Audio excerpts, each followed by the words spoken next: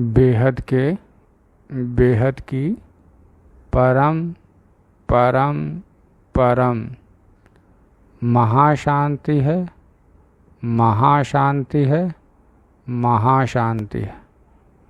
आइए इस पर विचार कीजिए। सीरीज की एपिसोड नंबर 32 पुस्तक है लाइफ इन मल्टीवर्स और हम पढ़ रहे हैं परग्रही जीवन।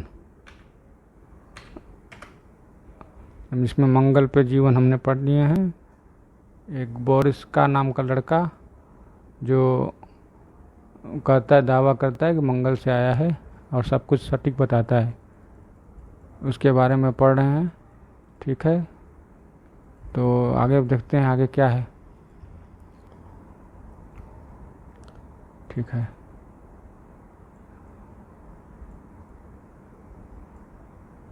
मंगल पे जीवन का तो हो गया है ना। आगे बढ़ते हैं। ये वाला किधर जा रहा है?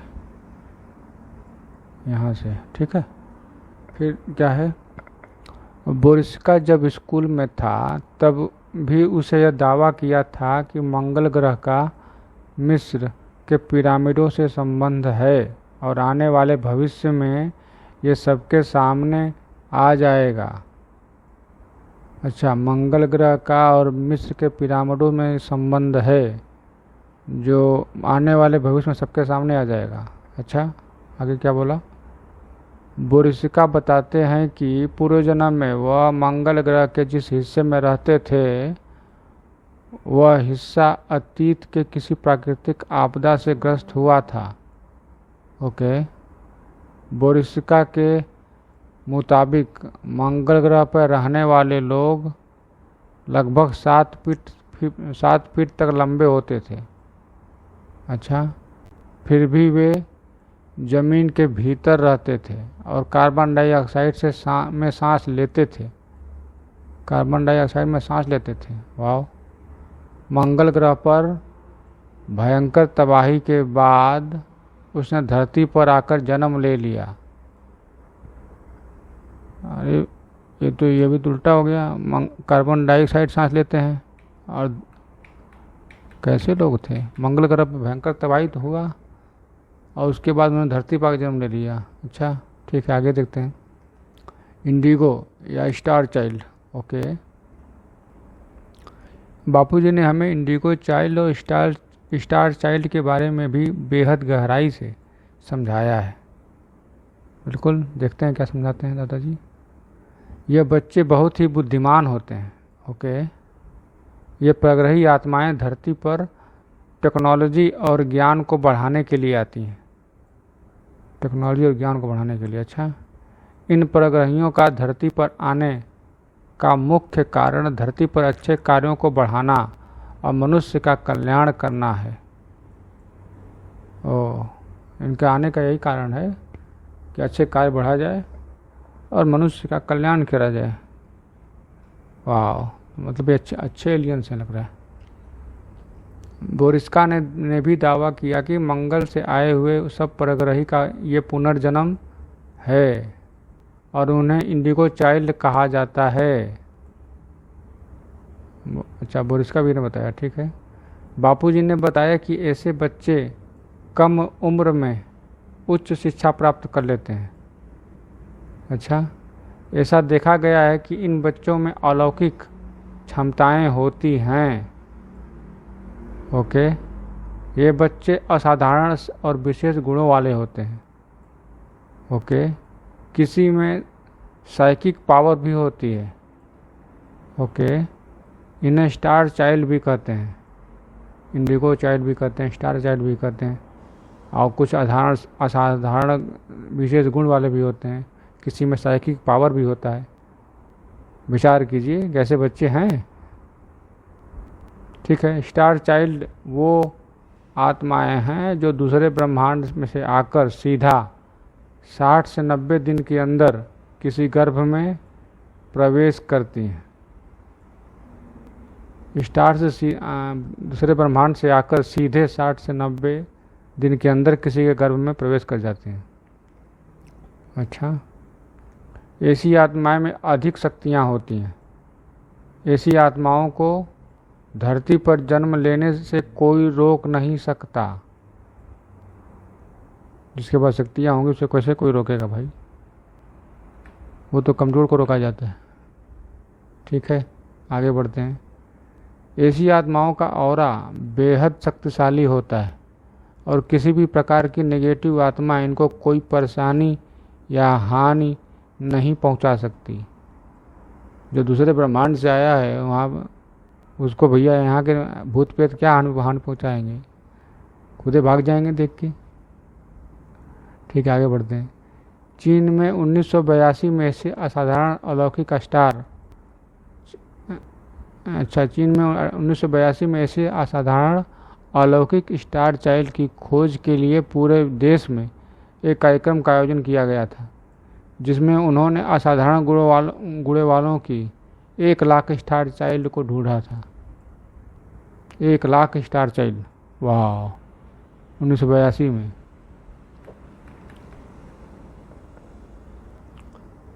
स्टार चाइल्ड वाली आत्माएं धरती पर सीधा जन्म नहीं लेती हैं। अभी तो सीधा जन्म लिया था, कौन लिया था?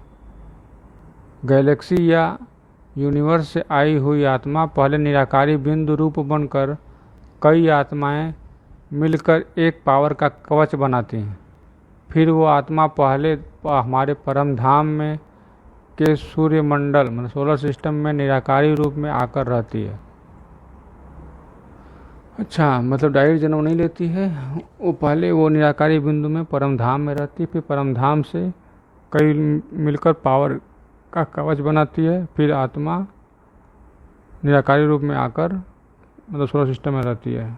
ठीक है, बाद में शिवपुरी में जो आकारी दुनिया है उसमें आकर निराकारी से आकारी रूप धारण करती है।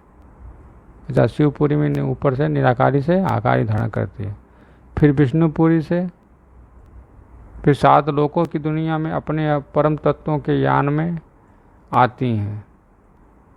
फिर 7 लोकों की दुनिया में अपने परम तत्वों के यान से आती हैं, तत्वों के नहीं, परम तत्वों के। विचार कीजिए कि तत्वों के क्यों नहीं आते हैं। क्या तत्व उतना दूर तक जा नहीं सकता? दूसरे ब्रह्मांड तक नहीं जा सकता तत्व से, या परम तत्व से जा सकते हैं?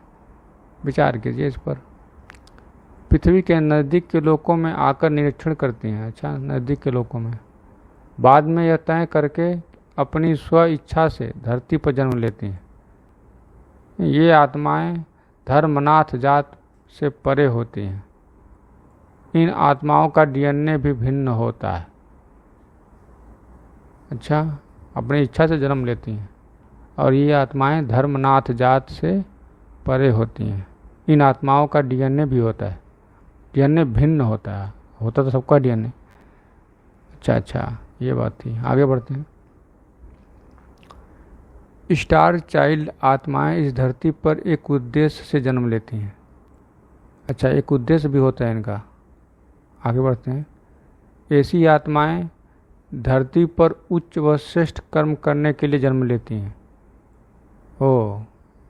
उच्च और श्रेष्ठ कर्म करने के लिए जन्म लेती हैं। वाह, जैसे कि कुछ आत्माएं आध्यात्मिकता फैलाना चाहती हैं, कुछ विज्ञान की नई खोज करने के लिए, तो कोई उच्च आयामों से परिचित करवाने के लिए, और कुछ दूरी धरती पर ज्ञान देने के लिए आती हैं।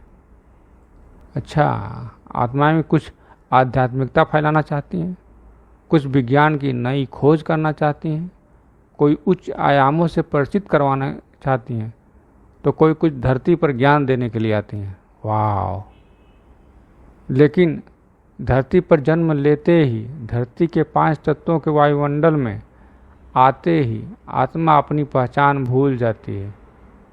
ये लो जी, धरती के अंदर आते ही सब भूल जाती। इतना बड़ा धरती कचड़ा हो गई है, इसमें जो डाले जो सब गायब हो जाता है। सूक्ष्म जगत की आत्माएं धरती पर स्टार चाइल्ड वाली आत्माओं को प्रेरणा देकर उनसे काम करवाती है। अच्छा, अब सूक्ष्म जगत वाली चलाने लगी। असाधारण काम का करना सूक्ष्म जगत की आत्माओं का ही काम है, जो कि स्टार चाइल्ड अर्थात दूसरी गैलेक्सी या यूनिवर्स से आई हैं। अच्छा, जो असाधारण काम करता है वो उसका काम सूक्ष्म जगत वाली आत्माओं का ही होता है, वही करते हैं। और ये दूसरी गैलेक्सी और यूनिवर्स से आए हुए हैं। वाह, क्या बात है। आगे बढ़ते हैं। हिंदू धर्म में जो भी देवी देवता की बात की गई है वो इस धरती पर अच्छा काम करने के लिए अवतरित होते थे। बिल्कुल, ये तो सही है। ये आत्माएं सूक्ष्म दुनिया से आई हुई पावरफुल आत्माएं हैं, होती हैं। बिल्कुल ठीक है। ऐसी आत्माओं का जन्म भी रहस्य से भरा है। अच्छा, कई बार ये आत्माएं अपना एक सेल डालकर एक पुतला बनाती हैं और बाद में उस पुतले से ऊपर सूक्ष्म जगत से ही काम करवाती हैं। मतलब एक पुतला बनाती हैं अपना सेल डालकर और उस पुतले से ही काम करवाती हैं। वाह, क्या सा, ये तो रोबोट हो गया था एक तरह से। हिंदू शास्त्रों में जो शिव शक्ति ब्रह्मा विष्णु के अवतारों का उल्लेख है वे देवी देवता का एक सेल होता है। अच्छा, जिसका अवतार होता है उसका उस देवी का एक सेल होता है, एक ही सेल, जो धरती पर किसी उद्देश्य की पूर्ति करने के लिए भेजा जाता है। ओ, ये तो उद्देश्य तो होता ही है। महर्षि, ऋषि मुनि, देवी देवता, इनका आगमन हमारी पृथ्वी पर बहुत समय से होता आ रहा है। बिल्कुल, शास्त्र पूरा भरे पड़े हैं कौन कौन धरती पे आया। हमारे शास्त्रों ग्रंथों में अव्यक्त दुनिया का उल्लेख है। अच्छा, उनमें उनके अव्यक्त रूप से व्यक्त रूप में परिवर्तित हो जाने की भी बात लिखी है। उनके अव्यक्त रूप से व्यक्त रूप में परिवर्तित हो जाने की बात लिखी है। वाह, इन सब बातों को समझने के लिए आत्मा को उच्च स्तर की श्रेणी होना चाहिए। उच्च स्तर की श्रेणी होना चाहिए तभी समझ पाएगा भाई। इसका मतलब हम समझ नहीं पाए या हम समझ गए। विचार कीजिए कि देवी देवता जो आते हैं वो किस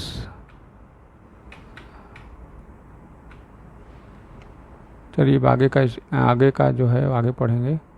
विचार कीजिए इस पर कि देवता जो लोग आते हैं, देवता या अवतार बन के, कि उनका एक सेल का मतलब क्या होता है। जैसे हमारा शरीर है, हमारे शरीर में ट्रिलियन सेल हैं, ट्रिलियन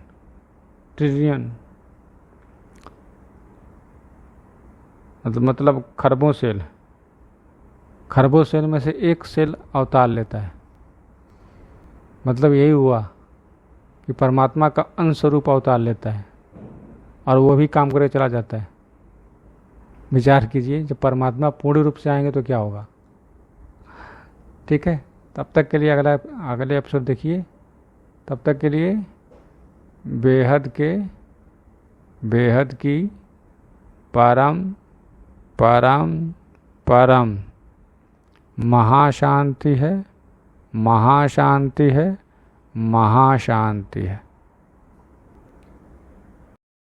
बेहद की परम शांति सोचो, बोलो परम शांति। Join us daily for our morning live meditation, Monday to Saturday, 5:30 to 6:30 a.m. Join us daily for live meditation, 10 p.m. to 11 p.m. on YouTube Live. Subscribe now. Website www.paramshanti.org. Email us anant@paramshanti.org. Like, share, subscribe. Join today. बेहद की परम शांति सो